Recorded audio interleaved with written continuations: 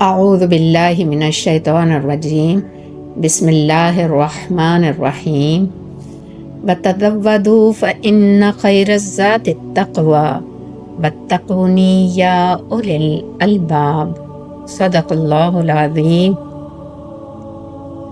اللہ رب العالمین نے اپنے مہمان جو حج اور عمرہ ادا کرنے آئیں گے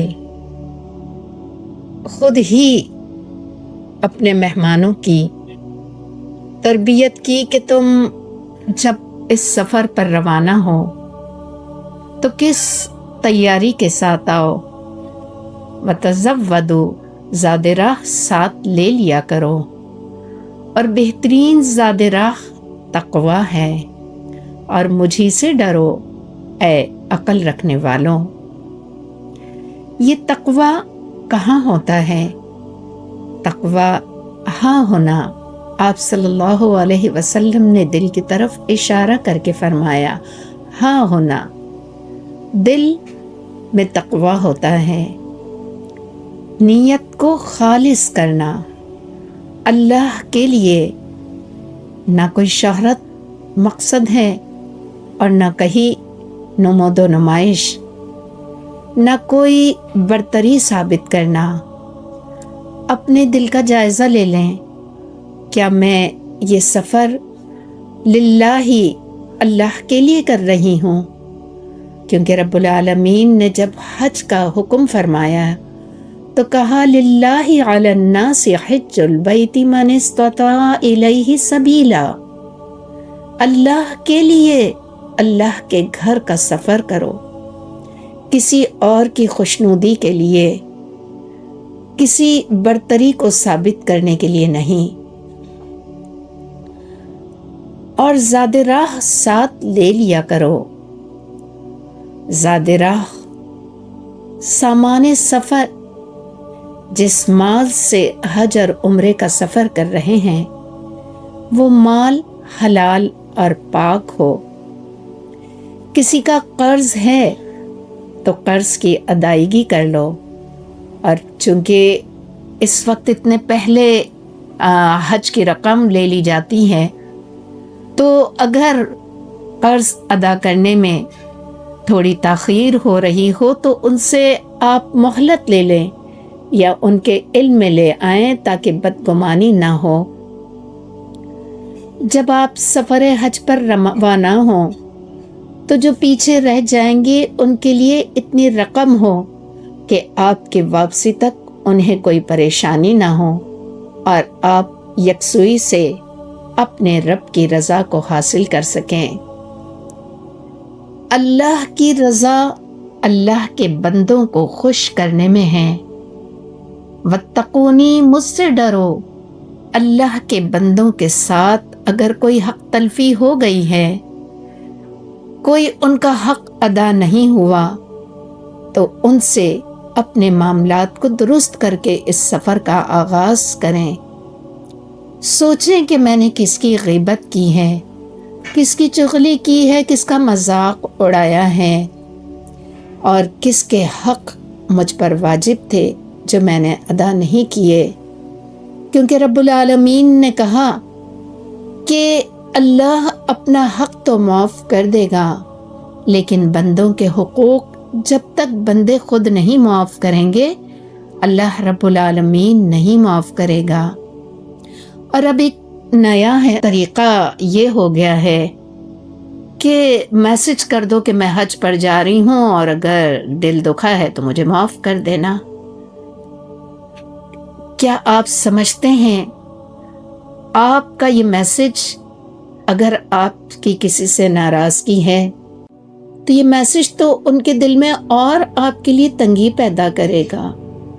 آپ واقعی اگر انہیں خوش کرنا چاہتے ہیں اور دراصل آپ اپنے حج کو حج مبرور بنانا چاہتے ہیں، رب کی رضا آپ کی مقصود ہے، تو پھر آپ اس سے ملیں، اپنی غلطیوں کا اعتراف کر لیں، اور اگر غلطی نہیں ہے اور اگر بڑھ کر معافی مانگ لیں تو آپ کا نفس جو آپ پر غالب تھا اب اللہ کی رضا وہ غالب آ جائے گی، اور یقیناً آپ کا جا کے ملنا، آپ کے الفاظ، آپ کا مصافحہ، یہ سب وہ باتیں ہوں گی جو دل میں نرمی اور رحم کے جذبات پیدا کر دے۔ تو کبھی ایسا نہ کریں کہ اپنے آپ کو بھی دھوکہ دیں اور اللہ کو بھی دھوکہ دینے کی کوشش کریں۔ آپ اس سے ملے جو آپ سے ناراض ہے۔ آپ اس سفر پر جاتے ہوئے اپنی جسمانی تربیت کا بھی پورا خیال کریں۔ آپ نے سن رکھا ہوگا کہ میلوں کا سفر طے کرنا ہوتا ہے، چاہے کتنی بھی سہولتیں کیوں نہ ہوں، اور پھر دن میں ہی نہیں، رات میں بھی اور سورج کی تپش میں بھی۔ تو چلنے کی عادت رکھیں، دھوپ کے وقت بھی اور رات کے وقت بھی، کیونکہ جب آپ کی عادت نہیں ہوگی اور آپ اتنا لمبا سفر کر کے جائیں گے، لاکھوں روپے خرچ کر کے جائیں گے، اور اگر آپ کی صحت، جتنی آپ استطاعت رکھتے ہیں اپنی صحت کو ٹھیک رکھنے کی، اس کی ابھی سے منصوبہ بندی کریں، اور چلنے کے ساتھ ساتھ اگر کوئی ایسی بیماری ہے تو اس کا بھی علاج شروع کر دیں، اور جانے کے وقت اپنا میڈیسن، اپنا پرسکرپشن، نسخہ یعنی وہ بھی ساتھ رکھ لیں۔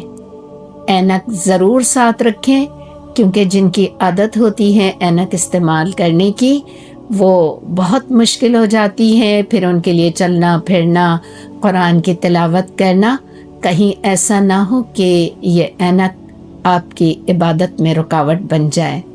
اخلاقی تربیت کیوں ضروری ہے؟ لاکھوں کا مجمع ہے، اور آپ صلی اللہ علیہ وسلم تو بھیجے ہی اس لیے گئے تھے کہ لَقَدْ كَانَ لَكُمْ فِي رَسُولِ اللَّهِ أُسْوَةٌ حَسَنَةٌ، کہ رسول صلی اللہ علیہ وسلم کی زندگی میں بہترین نمونہ عمل ہے۔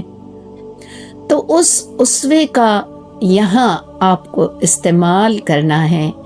لاکھوں کا مجمع ہوگا، کبھی لائنوں میں، پھر آپ غصہ کریں، اپنی زبان غلط استعمال کریں۔ آپ کو صبر کے ساتھ ساتھ صرف یہی نہیں کہ صبر کا مظاہرہ کرنا ہے، اپنے چہرے سے کوئی ایسے تاثرات نہیں دینے۔ آپ کو کسی کے لیے کوئی ایسے کلمات ادا نہیں کرنے جو اس کے کان میں پڑ جائے تو اس کا دل اداس ہو جائے اور آپ کی زبان خراب ہو جائے۔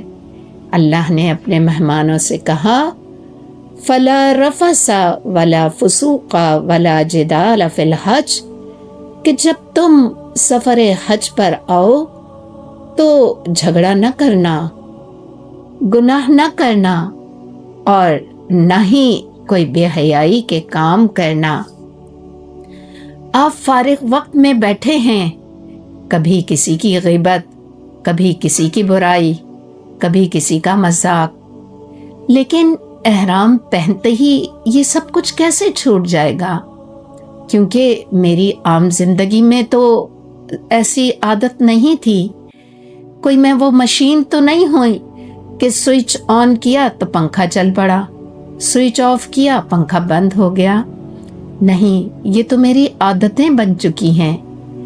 ان عادتوں کو مجھے ابھی سے چھوڑنا ہوگا، لوگوں کے قصوروں کو معاف کرنا ہوگا، برداشت کی عادت ڈالنی ہوگی، کم جگہ میں گزارا کرنا ہوگا۔ آپ نماز کے لیے جاتے ہیں، کوئی آپ سے کہتا ہے جگہ دے دو، آپ کہیں گے جگہ کہاں ہے، حقیقت میں جگہ نہیں ہے، لیکن آپ کو اپنے اندر گنجائش پیدا کرنی ہے۔ اگر اپنے اندر حرکت پیدا کی تو اس کی نماز کا ثواب بھی آپ ہی کو ملے گا۔ لیکن یہ سب کچھ کب ہوگا؟